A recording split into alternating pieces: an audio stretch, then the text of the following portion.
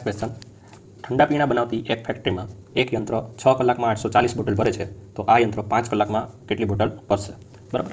હવે અહીંયા આ દાખલો જે છે એ સમપ્રમાણનો દાખલો છે, બરાબર, કે જેમ સમય વધશે એમ બોટલ પણ વધારે ભરશે અને જેમ સમય ઘટશે એમ બોટલ કેવી ભરાશે? ઓછી ભરાશે. એટલે આ સમપ્રમાણનો દાખલો છે, બરાબર. અને અહીં આપણે સીધી રીતે બેઝિક રીતે પણ કરી શકીએ કે 6 કલાક છે, 6 કલાકમાં કેટલી બોટલ ભરાય છે? 840. તો 5 કલાકમાં કેટલી બોટલ ભરાશે? આ સિમ્પલ આપણે બેઝિક મેથડ છે એનાથી પણ થઈ શકે. હવે આપણે અહીંયા 5 અને 840નો ગુણાકાર કરીએ એટલે 840 ગુણ્યા 5 અને આ જે 6 છે એ ક્યાં આવશે? છેદમાં આવશે, બરાબર.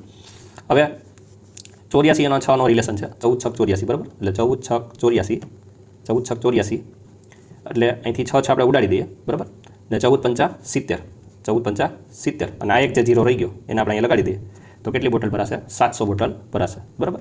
તો આપણો જવાબ આવશે 700 બોટલ, બરાબર. તો 6 કલાકમાં 840, તો 5 કલાકમાં કેટલી ભરાશે? 700 બોટલ ભરાશે. ક્લિયર?